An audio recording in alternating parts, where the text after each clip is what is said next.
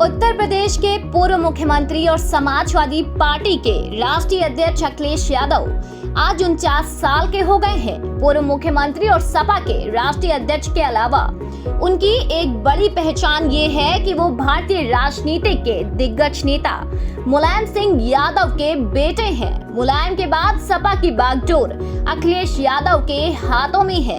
अखिलेश के करोड़ों फॉलोअर्स हैं। युवाओं के बीच अखिलेश खासे पसंद भी किए जाते हैं।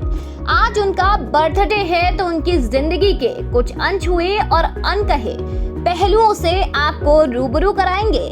अखिलेश आज 49 साल के पूरे हो गए। देश के बड़े नेताओं में उनका नाम आता है, लेकिन बचपन उनका हर बच्चे की तरह शैतानी भरा रहा।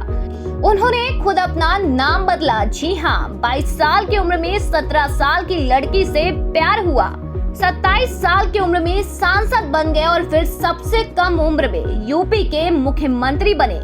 1 जुलाई 1973 को जब अखिलेश यादव का सैफई में जन्म हुआ तो मुलायम सिंह यादव के खास दोस्त प्रधान दर्शन सिंह यादव ने उनका नाम टीपू रख दिया। जी हाँ, गांव वालों को ये नाम समझ ही नहीं आया। फिर जब दर्शन ने उन्हें टीपू सुल्तान के बारे में बताया तो सब समझ गए। अखिलेश 5 साल के हुए तो उनके चाचा प्रोफेसर राम गोपाल यादव उनका एडमिशन करवाने सेंट मैरी स्कूल ले गए। स्कूल में शिक्षक ओम प्रकाश रघुवंशी फॉर्म भरवाने लगे तो पूछा नाम क्या है। स्कूल का स्टाफ हैरान होकर टीपू और राम गोपाल को देखने लगा। तब मुलायम सिंह से फोन कर पूछा गया तो उन्होंने कहा टीपू से ही पूछ लीजिए। टीपू को नामों के 4 ऑप्शन दिए गए। टीपू ने अखिलेश के नाम को चुना और फॉर्म में वही नाम दर्ज करवाया। ये दिन वही था जब वो टीपू से अखिलेश बन गए। ये बात राम गोपाल ने अपनी किताब राजनीति के उस पार में लिखी है। पत्रकार सुनीता एरन ने अखिलेश की जिंदगी पर अखिलेश यादव बदलाव की लहर नाम से भी किताब लिखी है। इसमें उन्होंने लिखा कि अखिलेश 10 साल के हुए तो सुरक्षा कारणों के चलते उनका admission Rajasthan military school Dholpur में करवा दिया गया। यहाँ से उन्होंने अपनी स्कूलिंग पूरी की। एनवायरमेंटल इंजीनियरिंग के लिए मैसूर का जेएस कॉलेज चुना गया। यहाँ पहले सेमेस्टर में वो केवल 2 विषयों में ही पास हो पाए।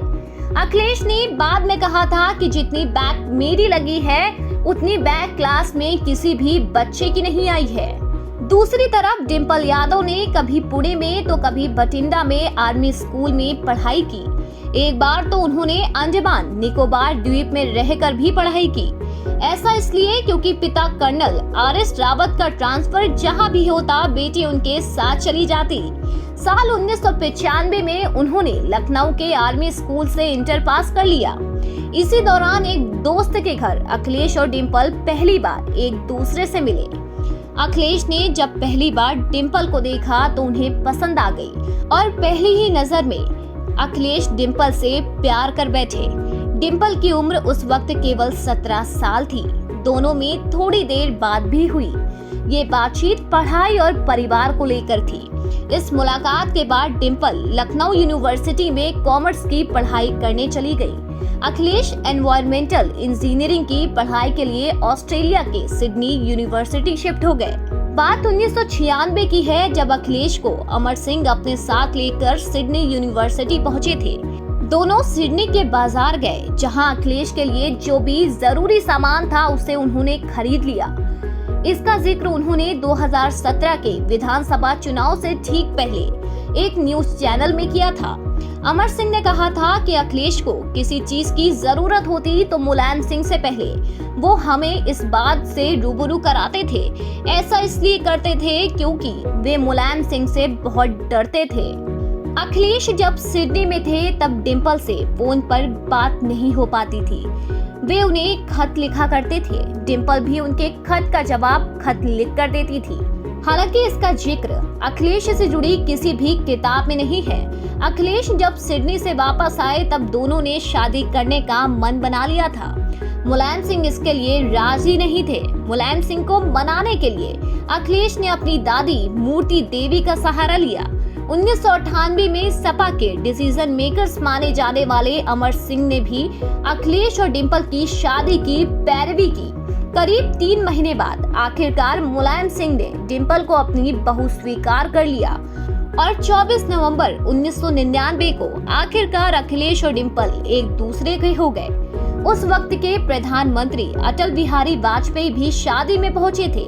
उस वक्त यूपी में सपा विपक्षी पार्टी थी। शादी के बाद अखिलेश और डिंपल दिसंबर 1999 में छुट्टियां मनाने देहरादून गए थे। देहरादून के ही एक मॉल में दोनों खरीदारी कर रहे थे कि तभी अखिलेश के पास मुलायम सिंह का फोन आया। उन्होंने कहा कि तुम्हें चुनाव लड़ना है। अखिलेश हाँ या ना में कोई जवाब दे पाते कि इससे पहले ही फोन कट गया। कन्नौज सीट पर हुए साल 1999 में हुए उपचुनाव में अखिलेश ने जीत दर्ज करते हुए राजनीति में प्रवेश किया। 2004 में अखिलेश यादव दोबारा कन्नौज लोकसभा सीट से चुनाव में उतरे। उन्होंने बसपा के राजेश सिंह को 3,07,000 वोटों से शिकस्त दी। जीत का क्रम 2009 में भी बरकरार रहा और उन्होंने इस बार बसपा के ही महेश चंद्र वर्मा को 1,15,000 वोटों के अंतर से हरा दिया। 2012 के विधानसभा चुनाव में अखिलेश ने पूरे प्रदेश में घूम घूम कर प्रचार किया। नतीजा ये रहा कि सपा पहली बार यूपी में पूर्ण बहुमत की सरकार बनाने में सफल रही। 403 विधानसभा सीटों में से 224 सीटों पर सपा को जीत मिली। अखिलेश यादव 38 साल की उम्र में प्रदेश के मुखिया बने। इससे पहले 39 साल की उम्र में मायावती प्रदेश की सीएम बनी थी, लेकिन मुख्यमंत्री बनने के बाद अखिलेश के राजनीतिक जीवन का ग्राफ लगातार नीचे गिरने लगा। जब 2014 के लोकसभा चुनाव में बीजेपी का जीत का सफर जारी रहा, तो वहीं अखिलेश का राजनीतिक ग्राफ भी लगातार गिरता रहा। 2017 के विधानसभा चुनाव में सपा 224 सीटों से घटकर महज 47 सीटों पर सिमट गई। 2019 के लोकसभा चुनाव में पार्टी को केवल 5 सीटों पर ही जीत मिली। यहां तक डिंपल यादव कन्नौज से चुनाव हार गईं। 2022 के विधानसभा चुनाव में एक बार फिर से अखिलेश के नेतृत्व में सपा पीछे रह गई। हालांकि अखिलेश ने इस बार चुनाव मजबूती से लड़ा और एक बार कमबैक करते हुए 111 सीटों पर जीत हासिल की। लेकिन जिस जीत की उम्मीद अखिलेश को थी, वो जीत अखिलेश से काफी दूर रही। वहीं हाल ही में हुए लोकसभा उपचुनाव में भी अखिलेश आजमगढ़ की अपनी सीट गंवा बैठे और रामपुर आजमगढ़ की दोनों सीटों पर कभी सपा का वर्चस्व हुआ करता था, वो अब बीजेपी के खाते में चली गई। इन सब के बाद अखिलेश के ही सहयोगियों ने उन पर एयर कंडीशनर वाला नेता का ठप्पा लगा दिया। लेकिन सहयोगियों या विपक्षियों की बयानबाजियों ने उनके हाव भाव में कोई भी असर नहीं डाला है। आज भी अखिलेश यूपी में सबसे बड़े विपक्षी पार्टी हैं और सत्ताधारी बीजेपी के लिए उत्तर प्रदेश में सबसे बड़ा चैलेंज। इस स्टोरी पर अभी के लिए बस इतना ही। अगर आपको भी हमारी ये खबर पसंद आई हो तो वीडियो को लाइक करें, चैनल को सब्सक्राइब करें और बेल आइकन दबाना ना भूलें।